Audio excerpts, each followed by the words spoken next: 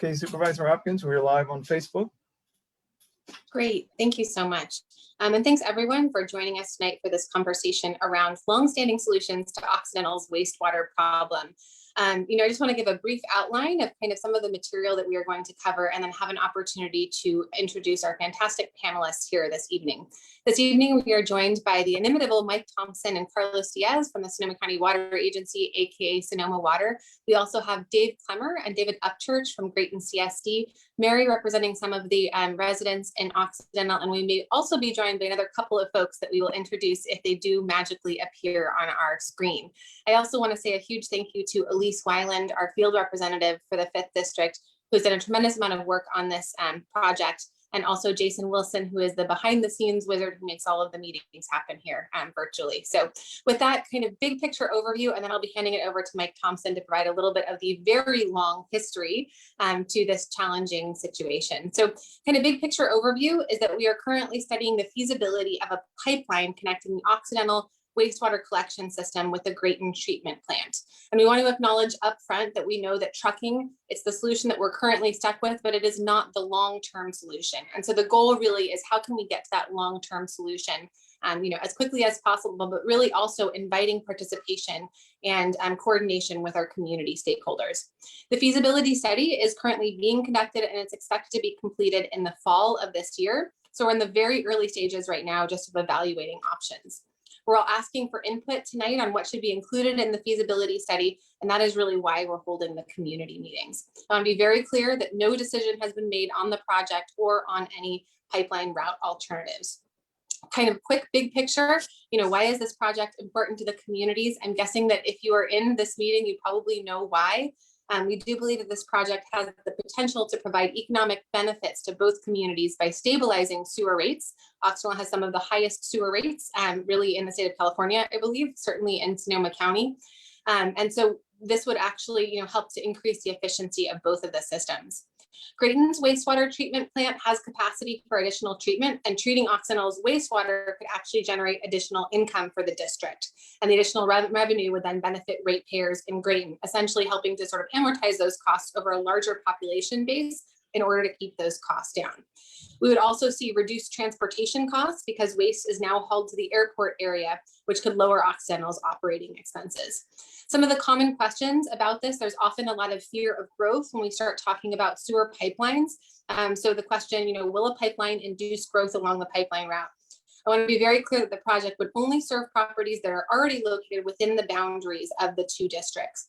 The pipeline would be about a 4 to 6 inch pressurized pipe, smaller than a typical sewer main, and a property outside of the Occidental or Graton service area can only connect to the system by applying for an outside service area agreement. And such an agreement is usually only considered if the property actually has a failing septic system. If such a property were allowed to connect, it could only service the existing use and capacity of the property. It cannot be utilized to expand the purposes of the property beyond the existing needs. So, and hand it over to a little bit of an insight into the history of how we got here.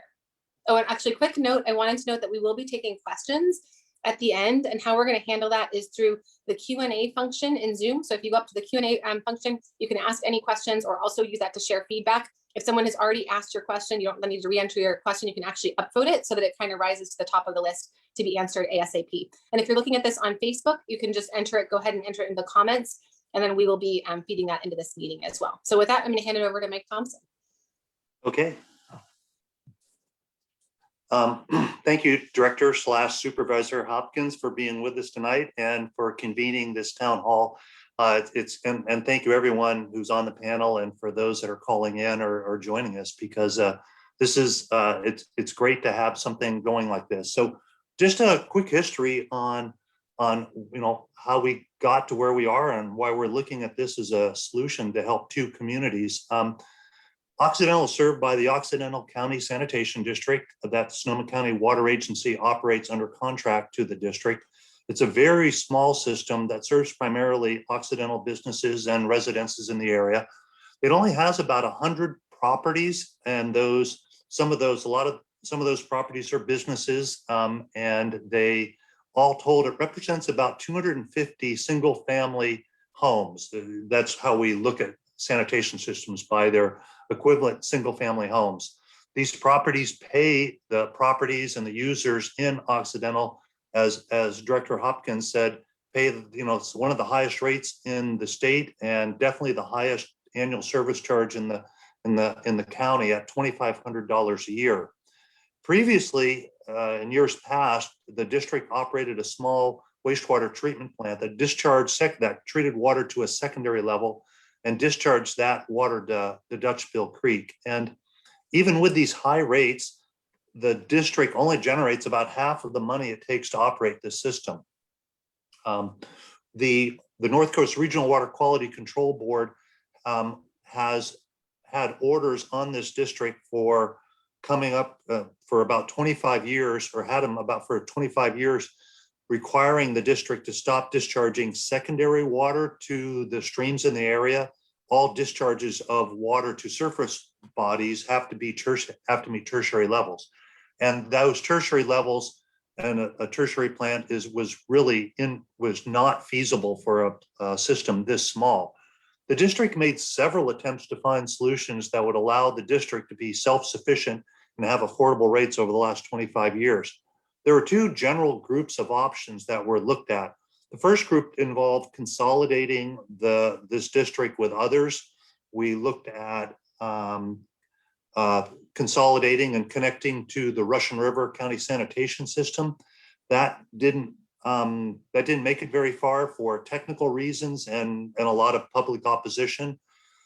We looked at a second option, which was actually connecting with Camp Meeker, and the two of them would have been big enough to just reach kind of the minimum threshold for population to service a tertiary plant. But that project went away after Camp Meeker's household income went up and they were no longer eligible for USDA funding.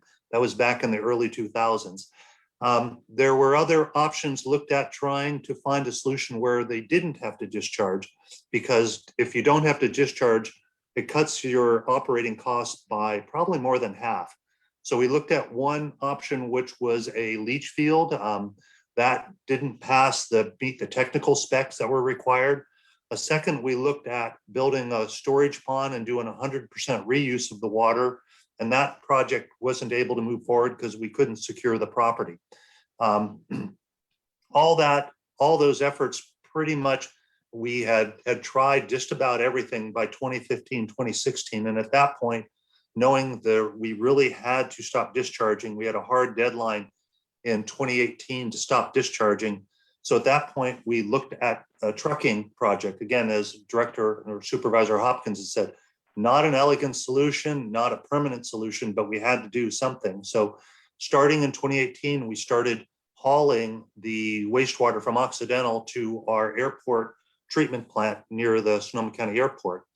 While we were looking at that, Greyton approached us because the Graton Community Services District approached us because they are interested in providing that wastewater treatment, because they, I think, rightly saw that it could provide them with some additional revenues to help them operate their system. And it would also provide a benefit to Occidental. So that is something that's been looked at, obviously, over the years. Graton Community Services District has done work to look at a receiving station and has moved forward with that. But Greyton also has this challenge. It's also a small community with about 600 equivalent single-family dwellings, and they have the second highest wastewater rates in the site in the country.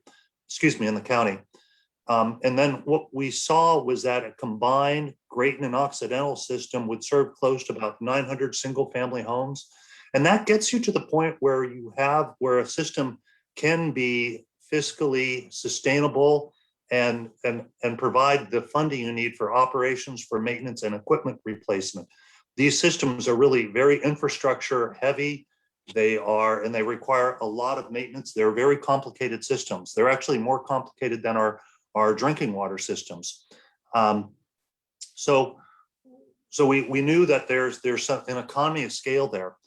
When the pandemic hit last year, we had a thought, which was that often in economic downturns, the federal government will develop a stimulus package that includes infrastructure investment. So we decided to start moving on a project or an effort to see if it would be feasible to connect these two systems via a small pipeline, as Supervisor Hopkins said, just about a 4-inch pipeline, 4 to 6-inch pipeline is all it would take to support them. And so we thought the idea is to start looking at that possibility. And if it does look feasible, to move forward ideally and have a design in place by the time, if some infrastructure funding comes available, if that funding becomes available, we could take advantage of it. Often these federal stimulus packages are looking for what they call shovel-ready projects. And so if this is feasible, our hope would be to get it shovel-ready in time to take advantage of stimulus funding. But even in the absence of that, there will still be funding available to build it, but we using local dollars, but we would much prefer to use federal dollars. So again, as Supervisor Hopkins said, we're at the very start of this evaluations, and really no decisions have been made on this. We literally just started this about a month ago. And what we're doing, we're working to find out how much it would cost to build a small pipeline to connect Occidental to Greyton, and how much would it cost to operate it. And in doing so, we might find a permanent solution to a decades-old issue for Occidental. And it's our hope that if this does work, this project can help both of these communities provide affordable and sustainable wastewater treatment to help protect human health and the environment. With that, I'm going to turn it over to Carlos Diaz, and he's going to provide some information on the actual scope of the feasibility study that we've just undertaken. Carlos, I'll turn it over to you. Thank you, everyone, again for joining us tonight. Thank you, Mike, for that history, and thank you, Director Hopkins, Supervisor Hopkins, for again convening this important meeting. Just a bit of the technical background as to what's included in the scope of this feasibility study. Mike teed into that very elegantly there. In late April, we fully executed an agreement with Brelgy and Race Consulting Engineers to conduct the feasibility study. We started that effort with a kickoff meeting in late April, just to kind of lay the groundwork and scope and schedule for the effort. Really, the feasibility study boils down to two aspects. There's the technical feasibility, and that's going to be focused on identifying pipeline alignments, and a large bit of that just focuses on analyzing flows that exist both in Occidental and in Greyton. Greyton analyzing conveyance capacity that they have within their sewer collection system. The big aspect of this is the treatment capacity that Greyton has, and as we all know, those capacities become limited, particularly during wet weather flows, when we've had large flashy rains that overwhelm collection systems with inflow and infiltration, and inflows at the treatment plant can really spike and begin to impact the capacity and availability to treat additional flows. So we'll be looking at not only influent flows out in Occidental, but how those might overlap with the conveyance capacity and treatment capacity of the Graton system, identify when the system may be capacity limited, and that all that will feed into kind of an understanding of overall rates.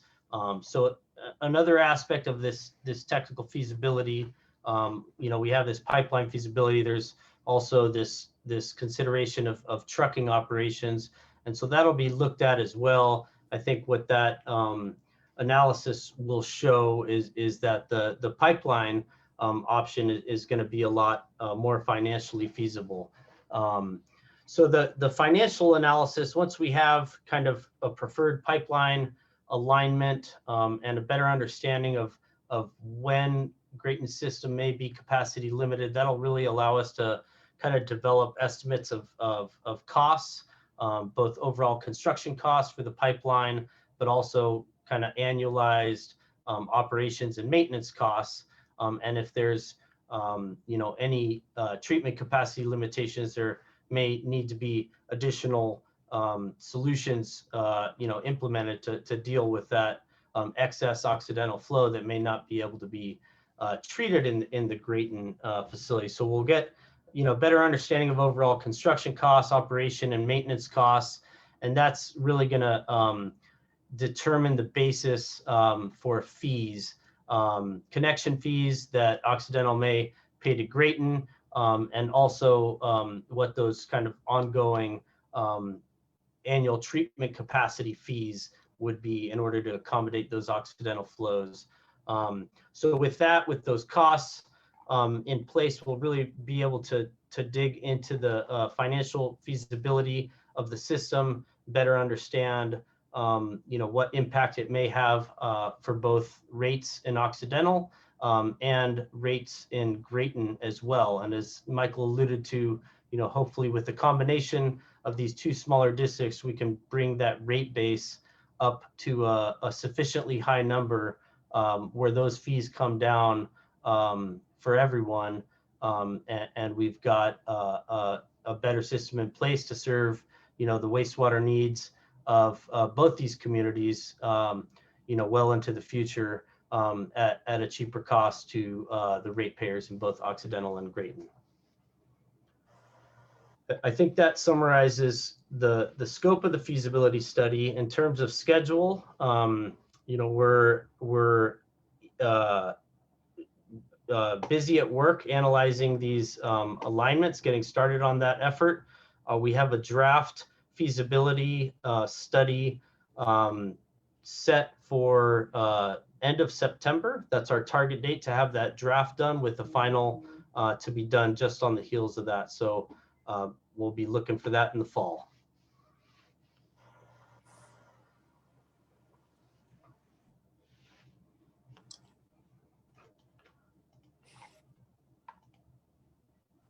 Thank you, Carlos. I don't know if Linda and Elise are having some issues for that. I think Dave, Clemmer, I think we are going to have you talk next. Is that right? I think talk about these. Is that where we are on the agenda? Absolutely. Yeah. Thanks, Mike. I'll pass it on to Dave. Thank you, Carlos, and thank you, Mike, and thank you, Supervisor Hopkins, for putting this Zoom meeting together. I want to give both the public and the inner body here a little background of Greyton, the district of Greyton, and also myself being involved with the district. First, I want to ask Elise, can you pull up Exhibit A? If you're going to share a screen, and pull that up. Yes, let me run and grab it.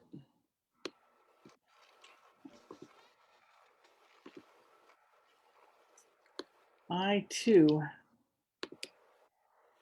being in the same district as Linda, have a somewhat frozen connection.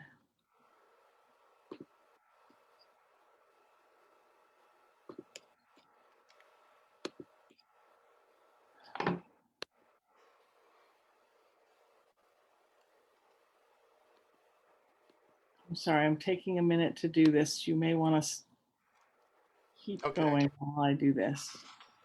All right, I'll just keep going, and if it pops up, it works. It'll pop up in just a second. I just didn't want you to hold on. Okay. So you can keep going while I find it. All right, well, the Graton Sewer District started in around 2004, taking over control from Sonoma County Water Agency. The district produced only secondary wastewater treatment up until 2014 and 2015. I was asked to join the board on January 2015, and then 6 months later, the then board president and general manager resigned, and I was voted as president of the board. I found an audit firm, they were called Matrix, to do a management audit study for GCSD to get the operations costs under control. The board approved the study to be done back in 2015 and 16. And we have since used the recommendations by that audit firm to get our costs down, which we have sustained during the past 6 years. The North Coast Regional Board told GCSD, oh, here we go. Now this here is a letter of intent from the original party that wished to get away from the water agency and be self-sufficient as a district board. As you will notice, if you could scroll up a little bit, Elise, there's 2 columns here. If no, the other up. There you go. Yeah, I was thinking there's not much up there. Yeah, right there, that's perfect.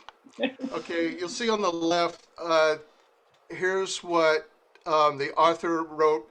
What will happen if we choose to run the district as a community rather than having the county run the sewer system? Unfortunately, none of these things panned out or even came true. You know, right now we're currently at $1,574 a year, and so we blew past their number a long time ago. And on the right, it shows what the possibility is if we went to a tertiary system at that time, and this letter is dated 2003, showing you that they thought that it was going to cost the water agency about $4 million to create a tertiary system, and they didn't think that was a good idea. And right now, that $4 million Forestville tertiary system is costing their ratepayers just about $1,300 a year. So that part came true. That out of that you know, the prices are relatively high to meet this standard. It costs a lot of money to go this higher level of disinfection. So, and we never did have a park or anything, you know, came about with the GCSD committee. So that's what first the residents were told would happen. But it didn't happen. One thing though I want to mention though that did happen, that was a great thing, was that the previous GM got a forgiveness loan grant for our tertiary system, and that was a huge grant, and luckily the ratepayers for that. So that was one of the positives from this, is that we got our upgraded system. Okay, Lisa, you could pull that down if you like. Okay, the North Coast Regional Board told GSC that it would have to stop secondary treatment and go to tertiary treatment in the early 2000s. Instead of using tried and true systems like UV or membrane filtration, the then GM convinced the then board to use a standalone process system that is unique to the wastewater treatment. Standalone means no one else is using a method like GCSD for achieving this type of tertiary disinfection. The main components to do this are called SAF, or SAF, which stands for Suspended Air Flotation System. And then there's another system called fuzzy filters. And then the pasteurization system is for final disinfection. The past 6 years have been very costly to the ratepayers in the form of high energy costs, chemical costs, premature machinery failures, and recalibrating. While the repairs, with the repairs done, corrections made to the maintenance schedules, the plant has not had a major issue for over a year and a half. but this has caused an unanticipated high cost of treatment. And for the past 4 years, GCSD and the Forestville Water District boards have been working together to help each other, whether it be sharing information to a mutual aid program or to start the use of the intertie pipeline system between the two districts because of the severity of this drought. In 2015, I went to an Occidental town meeting to hear the issues Occidental ratepayers were having. After the meeting, I talked to Efren Carrillo and a Sonoma County Water Agency engineer. I told him that GCSD has a capacity to treat Occidental wastewater. And after talks between GCSD and SCWA on how a plan could work, the GCSD board agreed to look into the Occidental project in 2018. GCSD and SCWA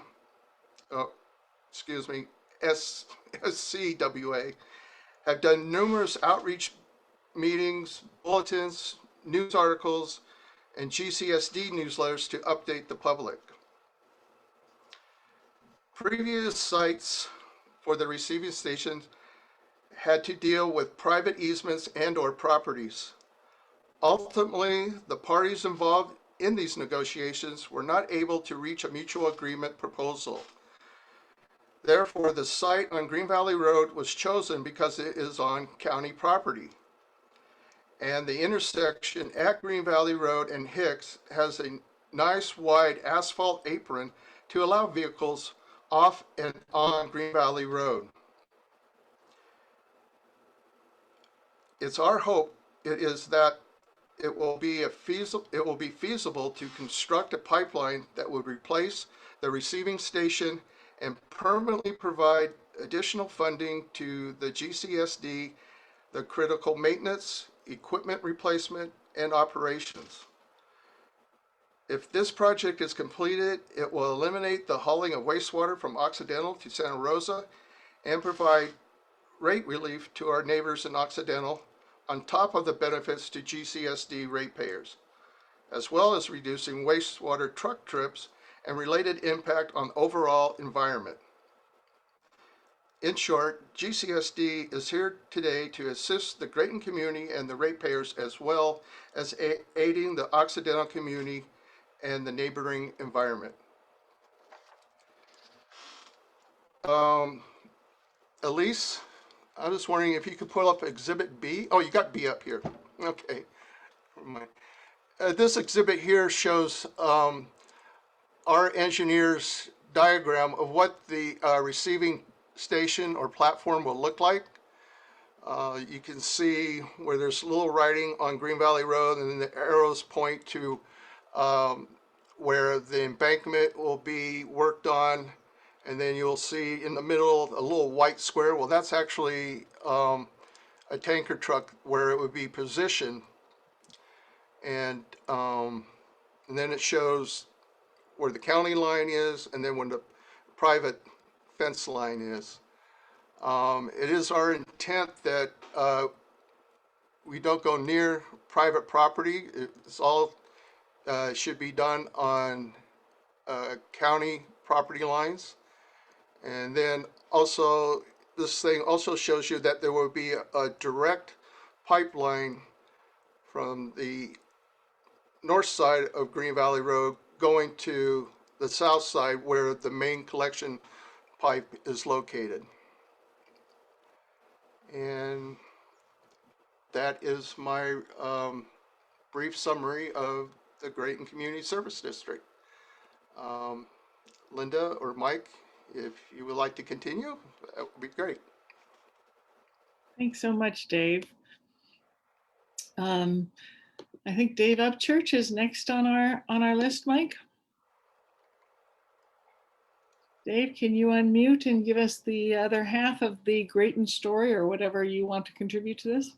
Well, certainly. I'd like to thank Supervisor Hopkins, Mike Thompson, Carlos Diaz, and David, of course, the water agency and all that for the assistance that they're giving to GCSD and for the opportunity to work together regarding the prospective pipeline and the attendant temporary trucking measures. I think that insofar as our history and the need for this project, its impetus was very well put by David, and so in order to keep things moving along, I really don't have anything at this point to add to that. But anyway, again, I'd like to thank everybody that's in attendance, though, including our ratepayers.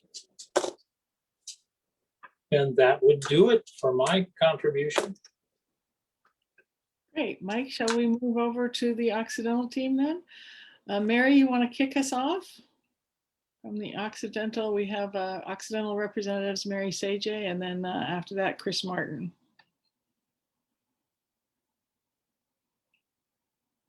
Got to unmute, Mary. She's All trying. right. There we are. Who's trying? So hi, I'm Mary Szecsey. My husband Christopher and I have owned property on Coleman Valley Road since 1985. And we also own a house in Occidental at the corner of Church and 3rd Street, where our son and his growing family live. And I'm also formerly known as the executive director and CEO of West County Health Centers, where I worked for 25 years, just retired just before the COVID pandemic. And since I was asked just a few weeks ago to represent the Occidental community in this meeting, I've been gathering information from the water agency and from other community members about this subject. I have to be very honest about the fact that I haven't been following it very closely. Most my own property is out, my property that I live on is out of the sanitation district. So it's been kind of a crash course for the last couple of weeks trying to understand what the issues are. So I want to actually especially thank Steve McNeil, who all of our Occidental folks I know are very familiar with, who helped me get up to speed on the issues, because he's been very diligently following the whole issue for the past 20 plus years, 25 years. And he actually enlightened me as to the fact that the Occidental County Sanitation District is not to be confused with the Occidental Community Services District, which actually up until recently, I didn't realize there were two different things. So I am very new to the subject, but I, again, have been trying to learn more about, what the history has been, and that, I read on the Sonoma County website that our district was actually formed in 1950, and that our county managed sanitation district is one of many small communities that the Sonoma County Water Agency is overseeing, including some larger communities such as Cloverdale and Sonoma. And as many others on the call have said, we're one of the very smallest districts, and with only 272, I believe, equivalent single-family dwellings, and actually only about 100 individual ratepayers. So when I went around and started talking to people in the community about the pipeline project, I became very quickly aware that there's not that many people to talk to, because we're a small community. We all know each other. We know who our neighbors are, and in fact, of the 272 ESDs, about 55% of them, it looks like, are assigned to the restaurants and the 2 lodges, the 2 hotels in town. So again, that's a pretty small community of people to check in with. So I've talked to some of them, and of course, people's the main sentiment that I've heard from everybody I've talked to is that obviously we have to do something about our situation. Our rates are the highest in the county, maybe in the state, possibly in the country. And it's especially damaging for our local businesses, because they have to pay, multiple assignments. And so some of them are assigned 50 or more ESDs, which in our situation where we're paying $2,500 per ESD, that stacks up to a lot of money for a small business. So I'm really excited to hear that there is a new option on the horizon that looks like it will be a lot more environmentally appropriate.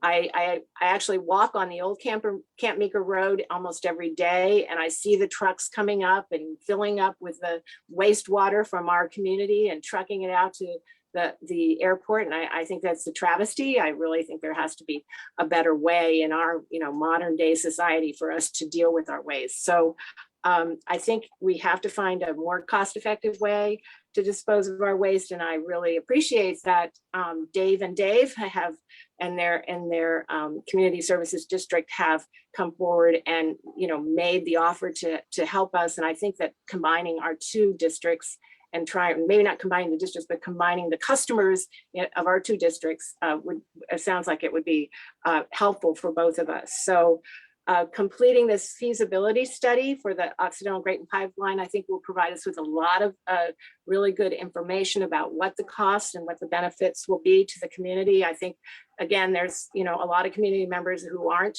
well versed in what has been happening. They just, they're paying their bills.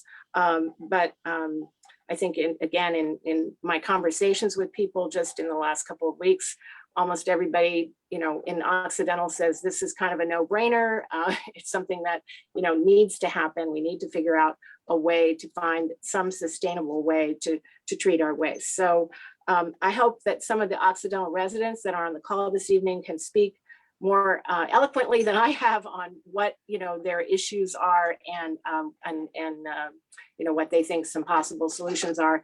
And I also do want to thank Supervisor Hopkins and the team, and also the water agency folks for being on the call and hosting this meeting. And I really look forward to hearing the results of the feasibility study and hope that we finally have a solution. So with that, I'll turn it over to whoever else you want to call on, Elise. Thank you so much, Mary. That was really a wonderful synopsis of your perspective. We really appreciate it. Cool. Next up is Chris Martin from the community service. Now I'm like, okay, which district? Not on sure. So yeah, I'm a director. I have Howard's in the Altamont out in Occidental. And when I heard about this project, I just heard about it kind of the first of the year when I met with Mike Thompson. And he actually has really helped us out. I guess the county has, but he's really leading the way here as far as giving us a break on our fees. They are really crazy. They're like Negri's was paying like $90,000 a year. Howard's is $37,000. The numbers are crazy. Union, $100,000. The Altamont's $20,000 plus. And on top of that, we also have grease traps that we all had to install. And their pumping fees now are about $1,500 a pump, and we have to pump every 4 months. So there's 3 times 15 right there for just pumping of the grease traps. And I got to say I'm really thankful that the county, I imagine Lynda and Michael and everybody on the water district there for giving us a break, because I don't know how we could stay open, as we're struggling now to stay open as it is. Business has gotten better since the COVID got lifted a bit, but now we can't find employees to work. So that's our next problem. But yeah, Mary Szecsey pretty much said a summary of what's going on. Steve, he's been on it for 25 years, like she says, or 20. And I've been going to the meetings and being part of the effort to try to come up with a solution. And this really sounds like our best bet. And I know there's concerns like the people hooking up between here and Greyton, and it sounds like that's not even a possibility. And I was pretty excited to hear that it was only like maybe a 6-inch line that would be running to Greyton, which I was kind of picturing this big 12-inch or 2 foot or something, and be quite a project. But so that was good news to hear. And yeah, I don't know.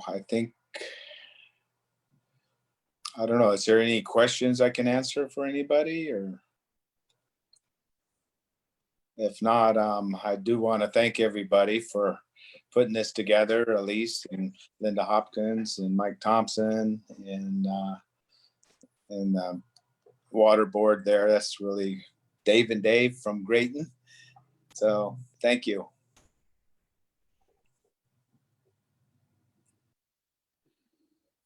Elise, you're on mute. Thank There you you so much, Chris. Thank you so much, Chris. Now I said it 3 times. This has got to be a record for us. I don't think we've ever gotten through our panelists before the allocated time and into Q&A. So this is a record for us and makes us all very happy. So I will read out the question again to all the attendees that joined us after the initial instructions. You can ask questions by putting it in the Q&A box in the bottom of your Zoom screen. Right now we have one question, and I think this is probably for Carlos or Michael. So the question is, if the pipeline is feasible, would it be possible to bury electric lines in the same trench? Trench wants multiple pipes laid simultaneously that would also help us with fire hazards. If so, maybe worth exploring if some of the PG&E and PUC monies to safeguard power lines as fire hazards may benefit the project as well. Yeah, I'll take the first quick stab and then ask Carlos to chime in. But yeah, I think that's really, I think that idea has some merit. I'm pretty sure that there are some separation requirements between electrical and water. Generally, you don't want those too close to each other. But I would think that there would be some merits to that if the road is being, if work is being done, to do while you're there, do more. So, but Carlos has probably more experience in this. So hopefully, Carlos, I'm in the right ballpark. Yeah, no, thanks, Mike. And I think it's a great idea, great question as well. Certainly worth evaluating once we're getting into design. Reaching out to PG&E, better understanding what those separation requirements are, for the force main, and see what synergies might be able to play there. I really like the idea of exploring some of the PG&E monies. I don't know if there's any larger effort within the county to look at, the concept or, merit of burying PG&E lines as a viable alternative to, continue providing electricity throughout the county and hopefully reducing fire hazards. I think that's at the heart of the question.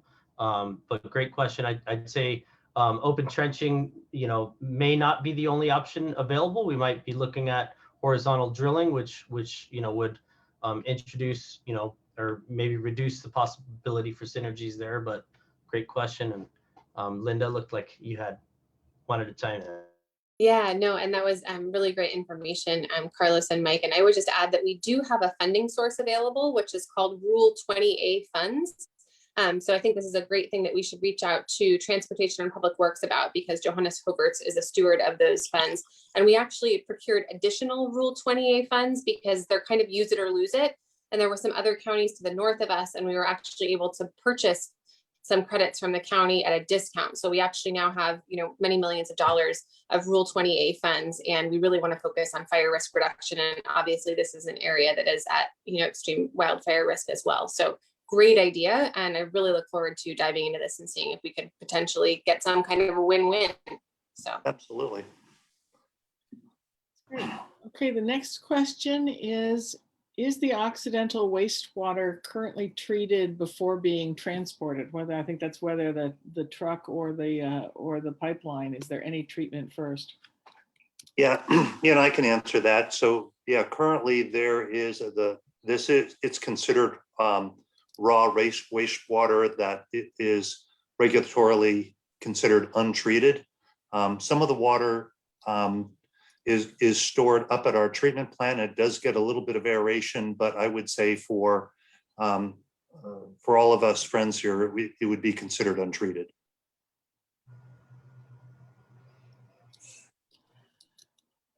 I'm typing an answer on the next one because it's about the trucking. So is there anyone else that has a question they want to put in the Q&A box? Oh, here's another one.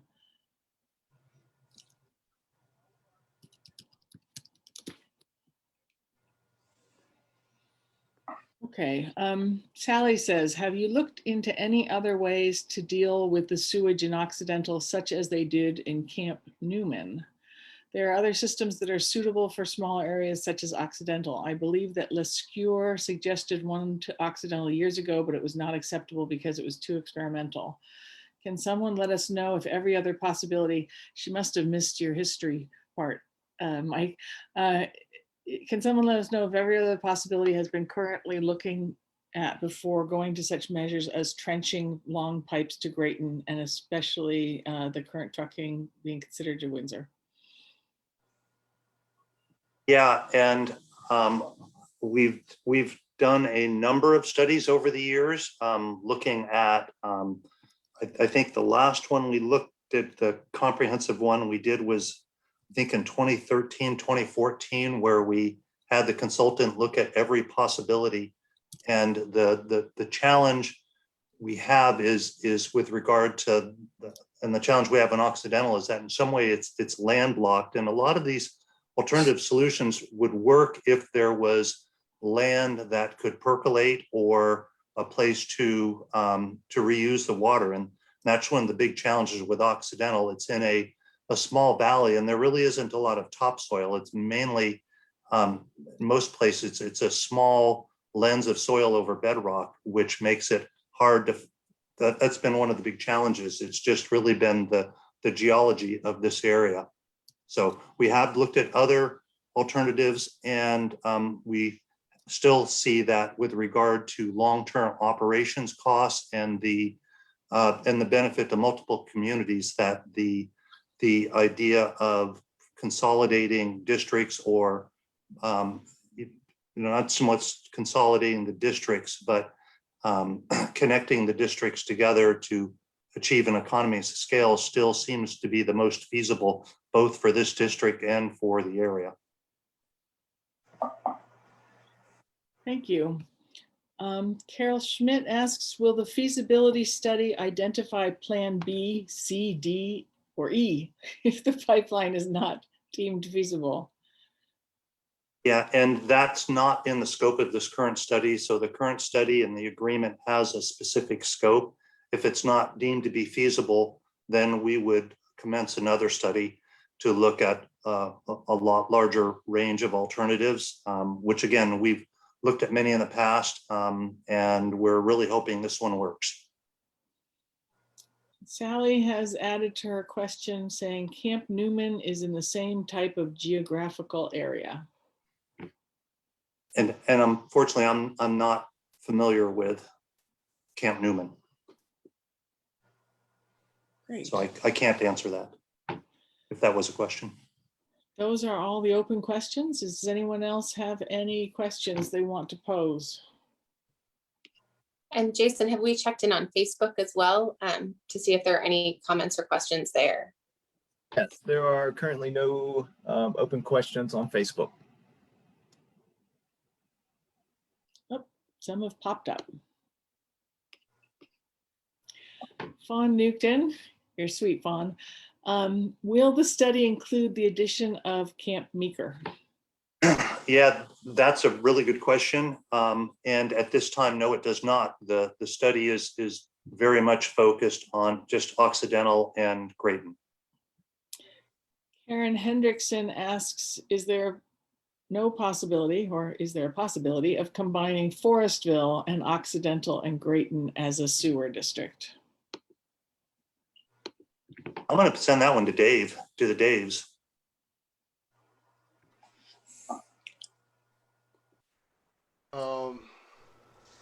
Now this is just from my point of view. It certainly was thought of, but at this time, both Greyton and Forestville are such a separate entity, even though we have board meetings for the both of us, both Forestville and us. We have every 90 days we get together and we catch up on what the latest news is and any ideas that not only the board of directors are thinking about, but also from the public sector. So it has been brought up, but at this point in time, we're not ready to consolidate Forestville and Greyton together, but you know, we have talked about it. I just wanted to jump in one more thought on the Camp Meeker question. I wanted to mention that even though it's not part of this study, we are moving forward with a Russian River total maximum daily load analysis. And Camp Meeker is part of that. And that will be exploring wastewater sort of solutions to the new mandates on septic systems that have been imposed by the Regional Water Board and the State Water Board.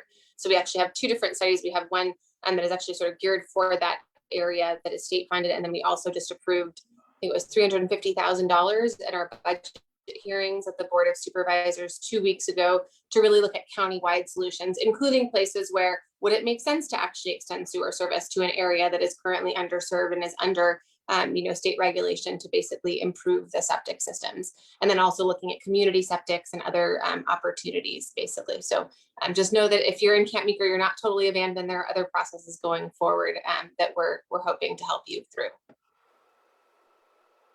That's great. And Fawn was just asking about Camp Meeker again. And so Fawn, let me know if that doesn't answer your question. I'm going to consider it answered. She says it did. Okay, so we're good. Sally Olin also sent some resources for Mike to do some research, and I've sent that over to Mike. Bill Beck asks, has liquid only sewer been considered Sorry, I'm just trying to figure out this question. Has liquid only sewer been considered transporting effluent to any sewer plant like the one you're hauling to? I have heard of systems in Oregon with miles of small piping, several hundreds of homes costing $35 to $45 per month. That seems like a technical question. I'll jump in if that's okay. I think the question was referring to step systems, so they're septic tank effluent pumping systems, and in communities that have historically had failed or failing septic systems and leach fields, that's often been a cost-effective approach, essentially dropping a grinder pump or chopper pump in everybody's individual septic tanks and extending a force main to some treatment site. Unfortunately, I don't think we have the septic tanks in Occidental that would allow that to be an option here. Not seeing any other questions. I'm asking the attendees if anyone has anything else to add. Marcy G. If this feasibility study provides information that building the pipeline is feasible and the funding gets approved, will the GCSD board choose that solution?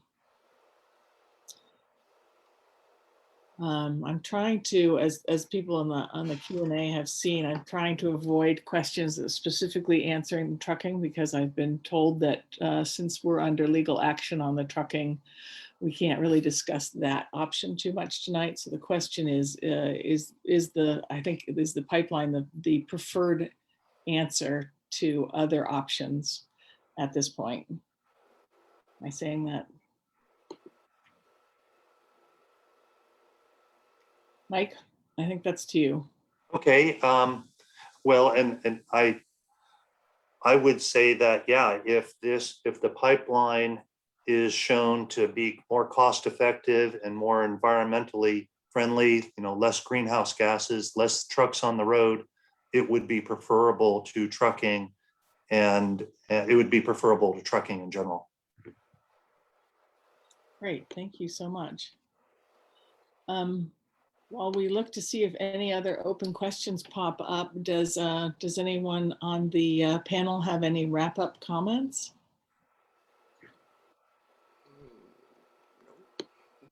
Yep. Okay, we do have one more question from Judy. Since Occidental pays $2,500 per ESD per year, how do you arrive at $1,400 per year at $140,000 per? Not only will Occidental take up the rest of GCSD's capacity, but no connection fees for Greyton, which is almost $11,000.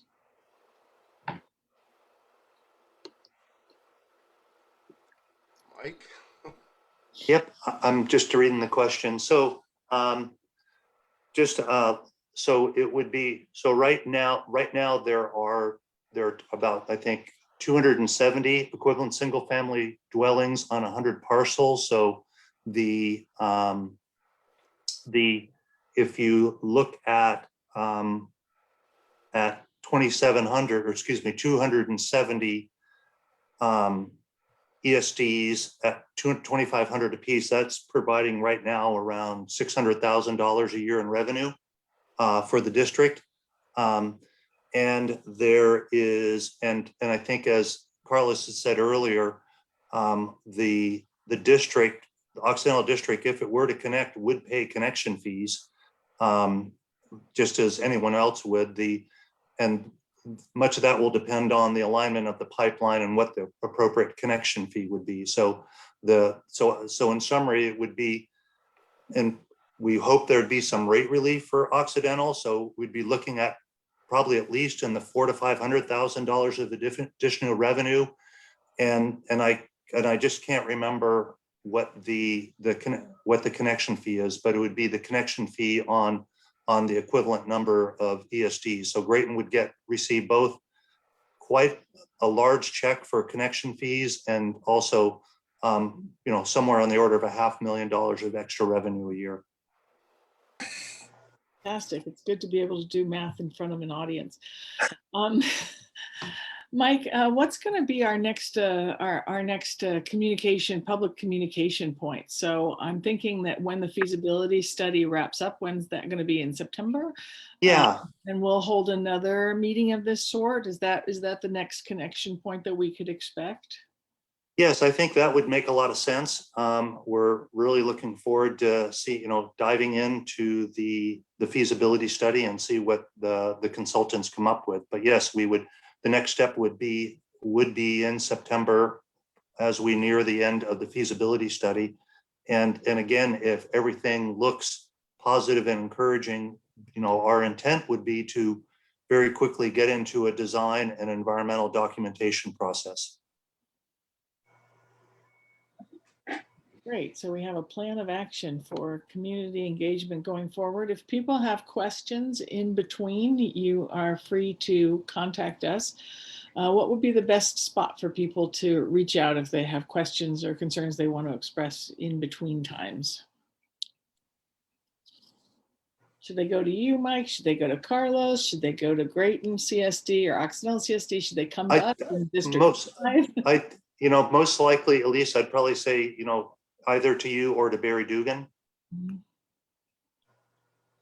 And I don't know, we can make sure that we provide Barry's contact information for everyone that participated in the call today, or in the town hall. Okay, I'm gonna put both those emails in the chat button so that anybody can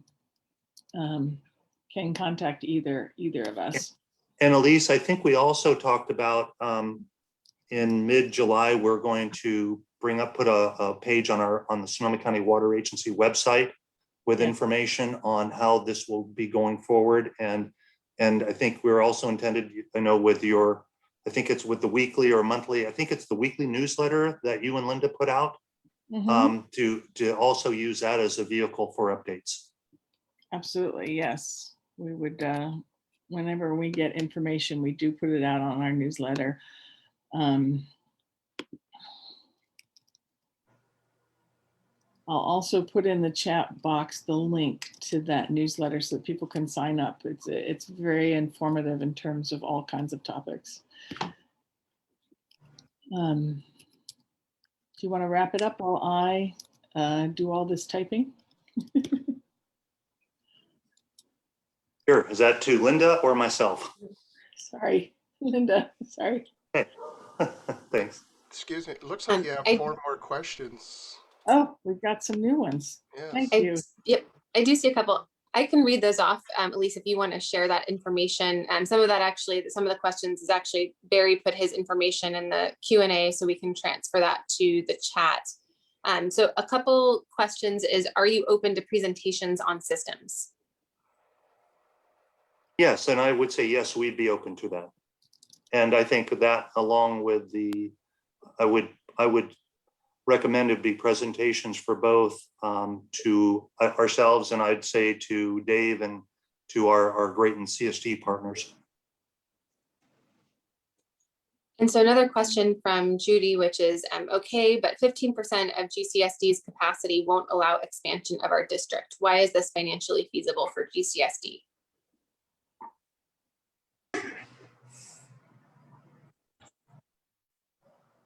What was the question? Capacity on? Yeah, I think just concerns about running up against capacity and not allowing for expansion of the district. Well, expansion of the district, we're only allowed 12 ESDs a year. So that's already a limitation right there. As far as capacity is concerned,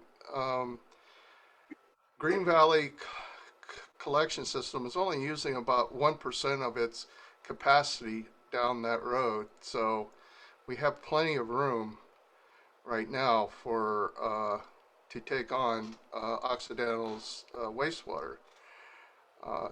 You know, that pipeline is mainly used for Blue Spruce Mobile Lodge and then some of the residents on Green Valley Road. So that pipeline really doesn't get used very much, if at all.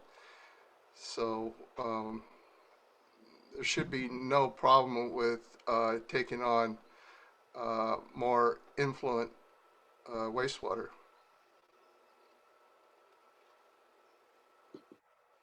Thank you so much for that. David, do you have anything to add?